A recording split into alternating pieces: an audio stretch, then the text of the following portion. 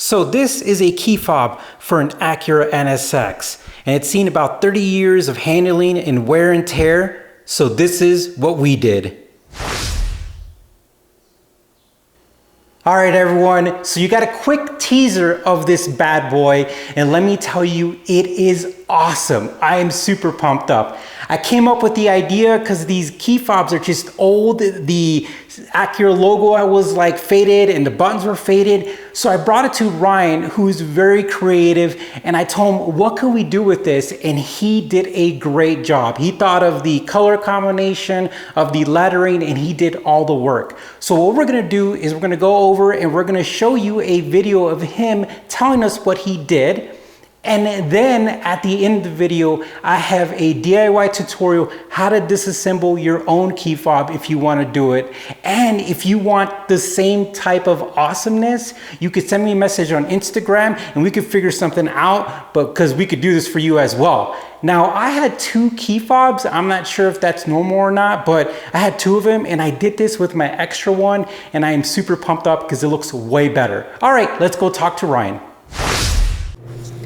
All right, everyone, we are here with Ryan at Pro Powder Coating in Grand Junction, and Ryan is my friend, and he just came through with this. Look at this, guys. This is freaking epic. I love it. What a huge difference, but we're gonna let Ryan tell you what he did because this was a process. This took a lot of testing and trials, but without further ado, here's Ryan. Yeah, so on this we utilized Cerakote. It's a thin film ceramic paint basically, but one of the cool advantages of it is it is so thin and we're able to layer different colors, and then I utilized our laser we have here in-house to more or less burn through the different layers. So we burned through the black to get down to the red to show the detail.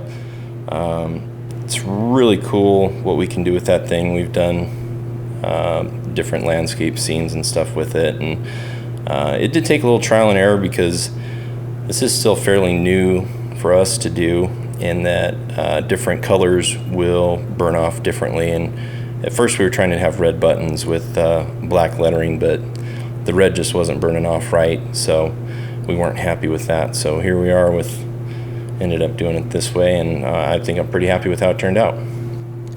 I am super excited because what I brought you, and with these 30-year-old remotes, there was a lot left to be desired.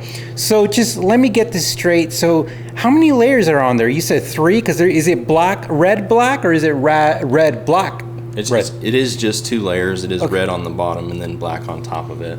That's awesome. Now I'm going to ask, this is kind of like a wear and tear item. You know, you're pressing the buttons all the time. You know, you got your hands, you've got oils, you know, anything like that. So will this be able to handle over time some of that? Yeah, it should. We use Cerakote on a lot of other moving part things like firearms, and it is a very strong and durable coating, and it is very chemical resistant as well. You know, you mentioned the oils on hands and stuff, and you can dip that in acetone and the plastic will melt, but the Cerakote will still be there. So, but the guns that you guys Cerakote, that's what like Cerakote was originally designed for, kind of, right? Or got popular for? I think that's why it was mostly popular, but you know, it does have a lot of other cool applications. I know we've talked about doing the high temp stuff on the headers we did for you, and they also have other stuff in oil and gas industries, and we're doing bicycles and Cerakote and all sorts of fun stuff. So it's a great coating. I'm really happy for Ryan because he has a booming business, and let me tell you guys, he has clients, customers from all over the country, and I like to stop here because it's always like a museum. But what I love most is that his work is always great, and he has a lot of fun just testing and trying things out. So that's what we have here, and we're really excited. Thank you, Ryan, for stopping by. Yeah. Thank you, Ryan, for doing this and for me stopping by. Yeah, you're welcome. Thanks, David. So what I did first is I removed the screws in the back and I separated the covers. And when you do, the ring for the key ring will come off and you will be left with these 2 covers. When you flip it over, there's going to be another screw right here, which will let you remove the internal guts of the actual remote.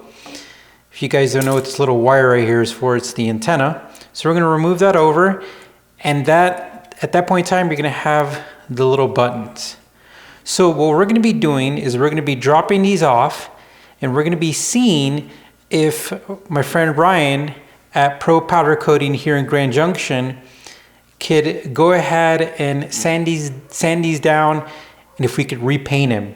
I'm going to see if we could use Cerakote, but we're going to be asking him the different options that we have. But one of the things I had to do is in the back of the remote was this little label here, and it had like a serial number. And what I did is I used a hair dryer and I applied heat and I slowly lifted it up, and I was able to get it off. So at this point in time, we're going to put the stuff that we're not getting painted inside a plastic bag. And then we are taking the stuff with us and seeing what options we have. All right. Well guys, I hope you found this video informative. I love doing stuff like this. I love taking ideas and making them to reality. It's super exciting and it's a lot of fun. Well, thank you again for watching. You guys take care, stay safe, and we'll talk to you soon.